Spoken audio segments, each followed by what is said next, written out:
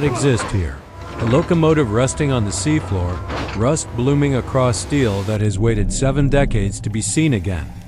Marcus Ordain watches the monitor feed from the research vessel deck, the confirmation of their impossible discovery spreading through the crew as morning breaks across the cobalt water. Chun pilots the submersible with surgical precision, zooming toward the builder's plate that will prove what they have found. La Grange, Illinois, December 1951, the numbers still visible beneath the incrustation of time. The sonar had painted a shape wrong for any aircraft. The proportions all skewed, and now they understand why. This is no plane but a machine built for Earth, somehow claimed by ocean. Marcus pulls up coastal topography on his tablet, tracking the mathematics of disappearance. 2 miles inland in 1953, the ocean taking back 10,000 feet since then, the buried becoming the submerged through patient erosion. The recovery planning takes 6 weeks. Funding materializing from historical societies and museums and documentary producers, all drawn to the impossibility of raising what was never meant to sink. Sarah Kwan leads the dive team, her gloved hand touching rust that flakes away in clouds, the metal beneath pitted but intact, testimony to the quality of La Grange steel. The California Western acceptance testing confirms all performance within specification. The locomotive ready for passenger service for the work it was designed to do 74 years ago. The first tourist train departs Fort Bragg, Thomas honored in the first car. Watching the landscape, we're clear. 60 toes. Steady now. 75 tons, still holding. 78 toes. It's breaking. 82. Maintain alignment, team. Watch the starboard lines. Copy that, Sarah. Looking good at 15 meters. 60 toes. Thomas walking to the ravine edge. 75 tons, still holding. 78 toes. It's breaking. 82. Maintain alignment, team. Watch the starboard lines. Copy that, Sarah. Looking good at 15 meters. Marcus structuring it non-chronologically, opening with recovery, flashing back to derailment, ending with Thomas at the ravine. The GP7 continues its work, pulling tourists. I remember working on this exact model back in '62. I've secured the samples from the coupling. Finality. Each mile a quiet insistence that what was lost can be found, what sank can be raised, what ended can begin again. The last light fades from the warehouse where the locomotive sleeps between runs. Massive operation Marcus locking the cab and as the 4419 is carefully loaded onto this 12-axle heavy haulage vehicle. And determination. Raised from water, rebuilt by hands, returned to life not because it was necessary, but because it was possible. Because some losses we refuse to accept as permanent. Because the distance between gone and returned is sometimes only human will, exercised across time, the engine ticking as it cools, metal contracting, releasing the day's heat into air that will carry it away, by morning cold again, waiting, the engineer arriving, performing the daily inspection, starting the diesel, bringing 4,419 back to readiness. Looking back, the challenges tourists were immense, boarding. but seeing the data stream in made every difficult moment worth the effort. What ended can begin again, the locomotive simply existing now, beyond purpose, beyond story, simply being, cooling, waiting. The Pacific somewhere beyond the trees, patient, the stars above indifferent, the metal ticking, then silent, complete. Never thought to see from behind this machine again. The route climbs into the coastal range, passing through redwood groves, the GP7 performing flawlessly, each mile adding to its resurrected life. They stop at the siding near the 1953 derailment location, looking down into the space where he knows the locomotive rested before the ocean claimed the earth that held it. The documentary premieres to Railway Historical Convention. Right here, just like we did in '67. Clearances are tight, but this bend looks right. Perfect. That matches the original routing exactly. Through the redwoods. Reliable as Thomas said GP7 South always were, each revolution of its wheels an argument against Is the expansion line clear? Yes, bring it down slowly. Walking to his car, leaving 4,419 in the darkness to simply be 120 tons of steel and determination. Raised from water, rebuilt by hands, returned to life not because it was necessary, Good evening, but and because welcome to the premiere of 4419. This project. When William Tessier and I stood here, we knew these locomotives were more than just metal. the throttle advancing, the machine moving, each revolution a defiance of finality, each mile an insistence that 1953 derailment. We use newspaper archives.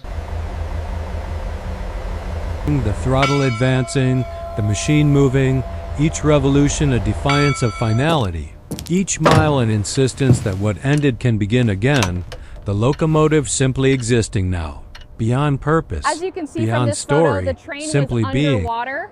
Did the fish live in the engine? That is a very interesting question.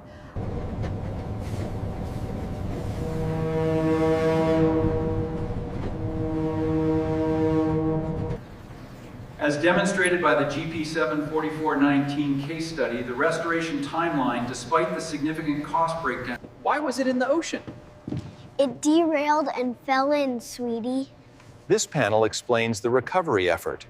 Thank you for your support. Subscribe to my YouTube channel, EMD GP7 Diesel Electric Locomotive.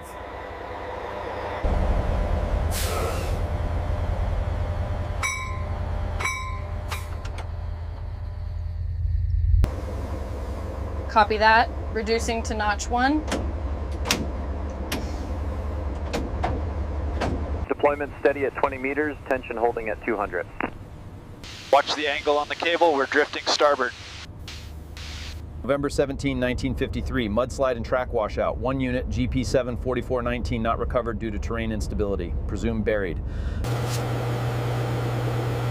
Looking down into the space where he knows the locomotive rested before the ocean claimed the earth that held it. The documentary premieres to railway historical conventions, Marcus structuring it non-chronologically, opening with recovery, flashing back to derailment, ending with Thomas at the ravine. The GP7 continues its work, machine pulling tourists where nobody through could use it. Still under all that dirt. Is this where the freshwater indicators abruptly end? Yes, precisely at the 1953 layer. The microfossils confirm the sudden marine overlay. Is this where the freshwater indicators abruptly end? Yes, precisely at the 1953 layer. The microfossils confirm the sudden marine overlay. The budget is tight at $450K, and the weather window is narrow. The critical constraint is we must ensure the barge has a minimum 200-ton lift capacity. Otherwise, the structural failure risk is too high. Can we secure that with the current budget? The ROV descends through 23 meters of Pacific darkness, its lights cutting through the void to reveal what should not exist here. A locomotive resting on the seafloor, rust blooming across steel that has waited 7 decades to be seen again. Swing back there. Trooper confirms clear behind you. All right, easy now. Keep the tension balanced and slowly lower onto the rails. The ROV descends through 23 meters of Pacific darkness, its lights cutting through the void to reveal what should not exist here. A locomotive resting on the seafloor, rust blooming across steel that has waited 7 decades to be seen again. 3 millimeters. We must refabricate to the original 6 millimeter spec. And the lead time on the high-grade steel? The ROV descends through 23 meters of Pacific darkness. Thank you for your its support. lights cutting through the Subscribe to my void to YouTube reveal channel, what should not EMD exist here. GP7 A locomotive Diesel resting on the Electric seafloor, rust blooming across steel that has waited 7 decades to be seen again. Confirm the 23-meter depth. I'm logging the decorator crab habitat now.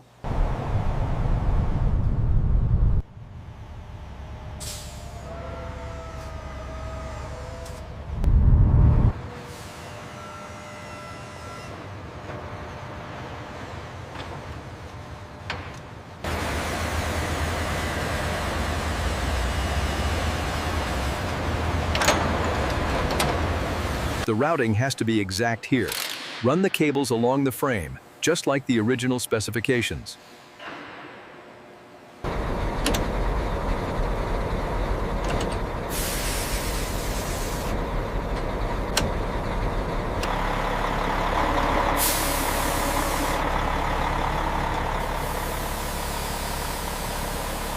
Thank you for your support. Subscribe to my YouTube channel, EMD GP7 Diesel Electric Locomotive.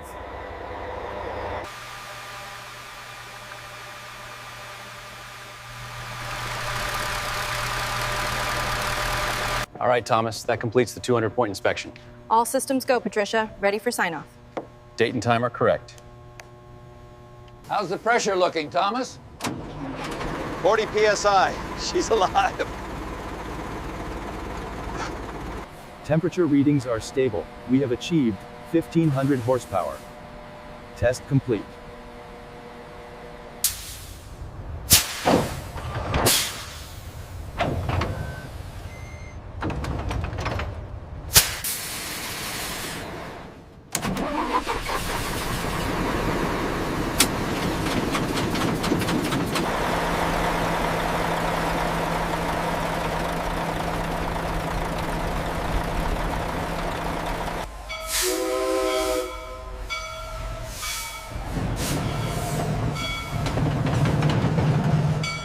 Absolutely breathtaking. I am gripping this railing so tightly right now. Clear back here, pull ahead slowly. Daddy, can we ride in the open car? We're boarding now, let's find a seat. Look at how tall those trees are. It's absolutely breathtaking. Woo! Make sure you get a picture of the observation car.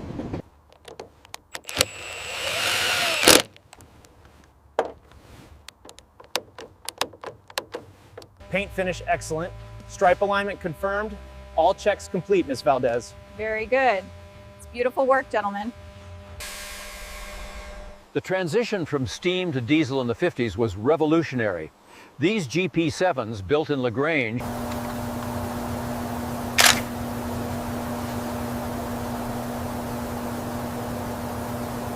as you can see, the 567B generator provides the full 1,500 horsepower. Slightly different exhibition system, if I recall. This here is a 282 wheel arrangement, quite different from the diesel electric beside it. This is your conductor speaking. We are proceeding cautiously due to the winter storm. Rest assured, the crew is managing the conditions professionally.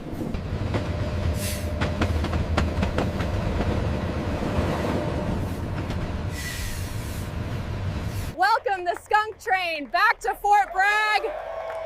This is a great day for our community. Test sequence alpha complete. Dynamic braking engaged smoothly at 40 kilometers per hour. Performance metrics are well within specification. All aboard! This is the final call for the Fort Bragg station service. 2% upgrade, notch 3.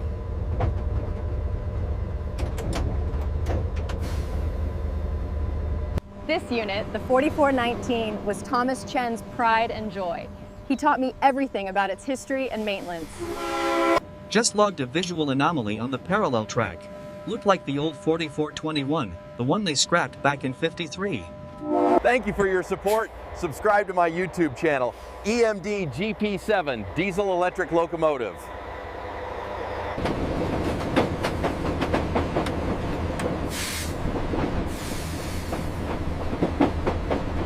So the scattering will happen right here at the ravine siding. Yes, that location works best for the ceremony.